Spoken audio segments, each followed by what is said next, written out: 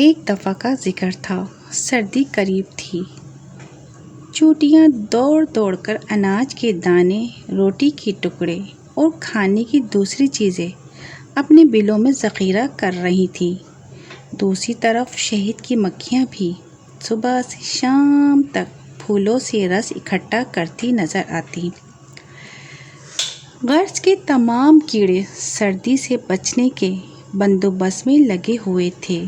بس ایک ٹڈے میاں تھے جو اپنا وقت یوں ہی گنواتے۔ تمام کیڑے ان سے کہتے کہ یوں وقت ضائع نہ کریں، مگر وہ کسی بات کی پرواہ نہ کرتے، اپنا سارا دن گپیں لگانے میں گزارتے تھے۔ درختوں کے پتے جھڑنے لگے، وقت گزرتا رہا اور موسم بھی وقت کے ساتھ ساتھ بدلتا رہا۔ آہستہ آہستہ برف گرنے لگی۔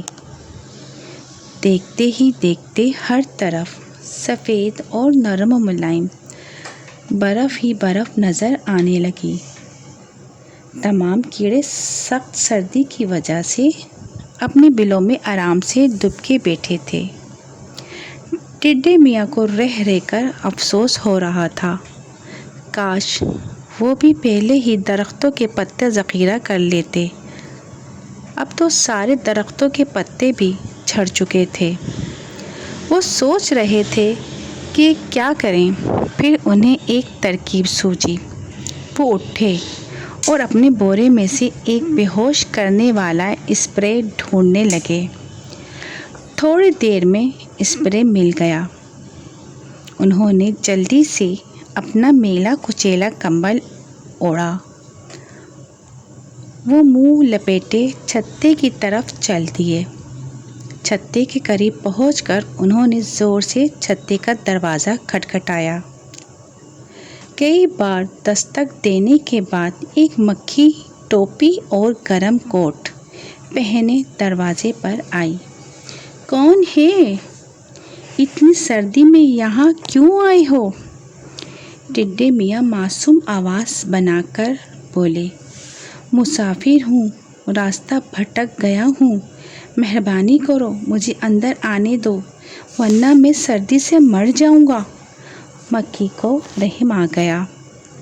اس نے ٹڈے کو اندر بلا لیا۔ بڑی مکھی نے ٹڈے کو گرم بستر پر بٹھایا۔ دوسری مکھی شہد کا پیالہ بھر لائی۔ ٹڈے میاں نے گھٹا گھٹ شہد پی کر مکھیوں کا شکریہ ادا کیا تو مکھیوں نے کہا، ارے آپ اپنی شکل تو دکھائیے، منہ کیوں چھپا رکھا ہے؟ یہ سنتے ہی ٹڈے نے کمبل سے ہاتھ نکال کر بے ہوش کرنے والا اسپرے مکھیوں پر چھڑک دیا۔ مکھیوں کے بے ہوش ہوتے ہی اس نے جلدی سے اپنی جیب سے تھیلیاں نکالیں اور مرتبان سے شہد بھرنا شروع کر دیا۔ تھوڑی دیر بعد ٹڈے میاں فرار ہو گئے۔ اب جو مکھیوں کو ہوش آیا تو خالی مرتبان دیکھ کر ساری بات ان کی سمجھ میں آ گئی۔ سب کو بہت غصہ آیا۔ انہوں نے اپنی ساری مکھیوں کی فوج کی صفیں تیار کیں اور ٹڈے میاں کے گھر پر حملہ کیا۔ اس کی خوب پٹائی کی، اپنا سارا شہد سمیٹا اور قیدی بنا کر ٹڈے میاں کو اپنے چھتے میں لے آئیں۔ اب رانی مکھی نے اعلان کیا کہ ان کا جرم تو بہت بڑا ہے، مگر وہ ہمارے محلے میں نئے نئے آئے ہیں، اس لیے ان کے ساتھ نرمی برتی جائے گی۔ سردی ختم ہونے کے بعد جب تمام مکھیاں شہد جمع کریں گی، ٹڈے میاں رس کی ساری بالٹیاں چھتے تک پہنچائیں گے۔ اس کے علاوہ چھتے کی صفائی بھی کیا کریں گے، اور اگر انہوں نے بھاگنے کی کوشش کی تو تمام سپاہی مکھیوں کو اجازت ہے کہ انہیں جتنا زور سے کاٹنا چاہیں کاٹ سکتی ہیں۔ तमाम मक्खियों ने रानी मक्खी जिंदाबाद का नारा लगाया। टिड्डे मियाँ शर्मिंदा खड़े सोच रहे थे, बुरे काम का अंजाम बुरा होता है।